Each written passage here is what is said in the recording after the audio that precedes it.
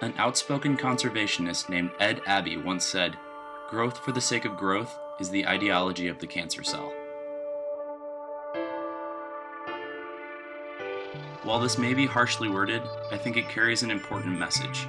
A message important enough that the future of humanity could be decided on how we react to it.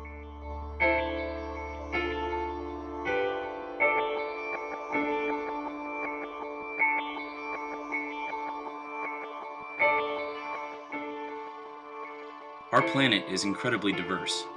We cohabitate with hundreds of thousands of other living things, and we are killing them.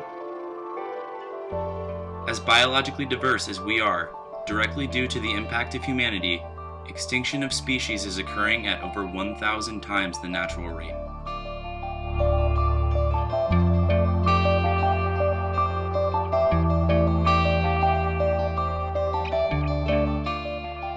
Perhaps more unsettling still is the fact that we have literally no way to gauge what kind of impact this will have.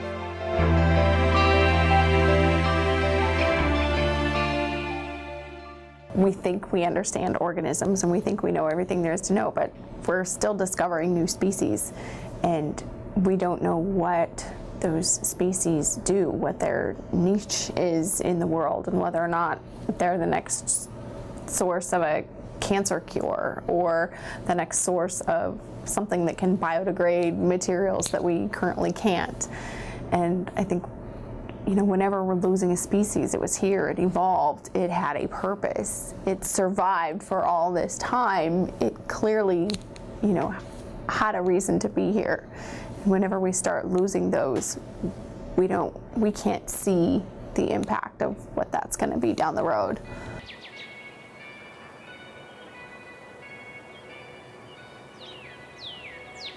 Unless you go and look and are aware, and you'll go for walks in midday or morning or evening and go and look for them, you probably might be surprised.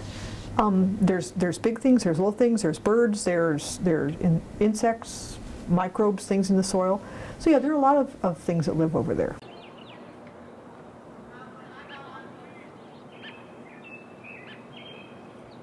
Yeah, it's surprising. Sparrows, seed-eating things. House sparrows, starlings, robins, cardinals, chickadees, titmice, sort of the usual winter flocking birds. And every year is different. Some years more birds, some years more or less, but depends on the winter, what the fall has been like, whether the weather has been such to push birds out. But yeah, it's an interesting thing that these little islands of trees, these little islands of green, are very attractive for wildlife and birds. That's what I think about. I originally started this project with the hope of filming the interactions of students at the University of Nebraska with the wildlife that surrounds them. And between myself and my 3 classmates, we've actually been very successful in that. We've managed to photograph everything from hawks, owls, deer, foxes, possum, raccoons, skunk, groundhogs, badgers, even fish that live in a rain-filled creek that runs through campus.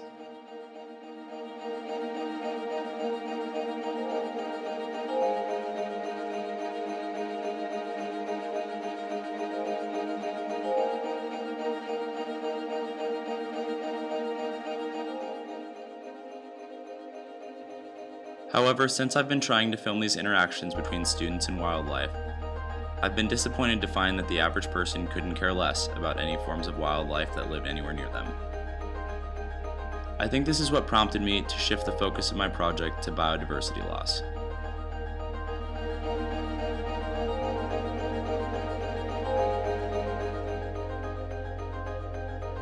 It might not sound like that big of a deal that a bunch of busy college students are more concerned with graduating with a degree than paying attention to all of the wildlife around them. And you're right, I don't think that the world is going to end because someone didn't realize they shared their home with a fox. What troubles me is the mindset that this obliviousness stems from.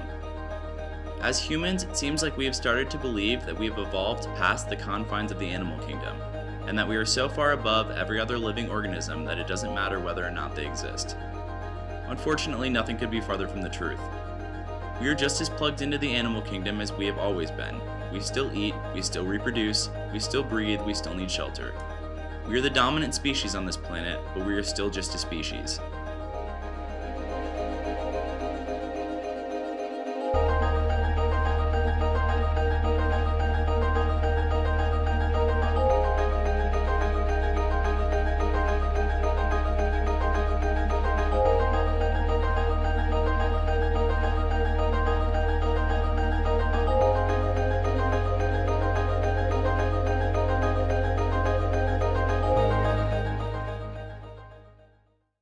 There's not a lot of species around, but that patch of land does support a number of birds.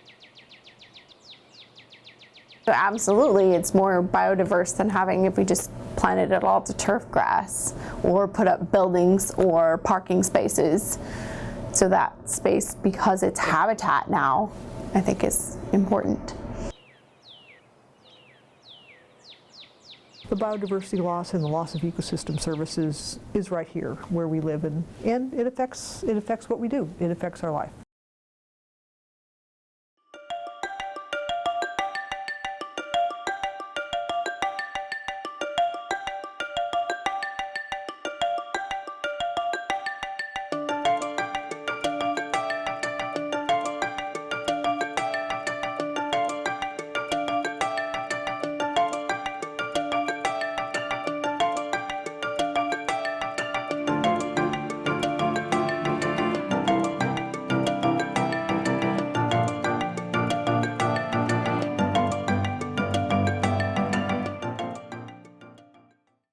Since 2006, the University of Nebraska has been working on what they call the Master Plan, which is a planning effort that involves moving green spaces and changing walkways to help make campus more efficient and help launch it into the future. They've hired a firm of professional planners called Sasaki Associates to help them along the way. And on January 23rd, I listened to a presentation as the associates of the firm presented their work. As a student, I was very interested in most of the things that they wanted to change about my campus, except one thing right at the end stood out more than the rest. Sasaki Associates recommended that UNL construct a road that would bisect the research land on the back of East Campus. At first I was very upset to hear about this, but the more I thought about it, the more I realized this is exactly what I needed. This is the perfect case study and perfect example for how humans affect biodiversity loss entirely unintentionally. You'll notice that I have here a map of East Campus that was taken from Sasaki Associates' presentation. As we zoom in on the back part of East Campus where the research land is, you'll see the line that squiggles right through the middle and bisects the research land. This is the land for vehicles to drive on. This is where the road's going to be. Here we have a second map taken from Sasaki Associates' presentation. This one represents bicycle and foot traffic. You'll notice again that in the same place the line was drawn for vehicles driving in on the road, there is now a different line drawn that represents both bicycle and foot traffic coming in through the road that bisects the research land on the back of East Campus. When you start talking about habitats and habitat corridors and habitat fragmentation, basically that road would bisect what used to be a nice large area for animals, and we do it all the time. We put in a road and we don't think about it, but like you said, the fox, now if it, clearly it needs that space to roam, and now we're going to confine it to a smaller space, it's probably not going to find everything that it needs to survive. And whether or not it crosses the road, some of the animals won't cross the road, some of them will, they could die.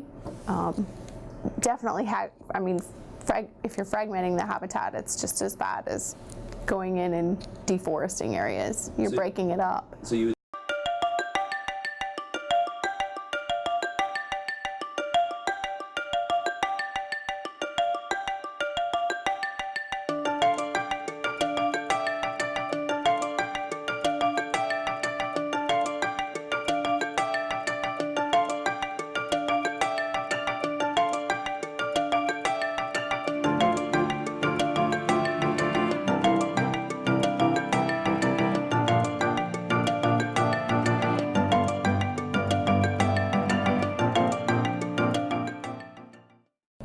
we have to change who we are as consumers and not be so drawn in just by advertising and commercials, but really being aware of where the products we buy come from, taking action and protesting a road, protesting the pipeline.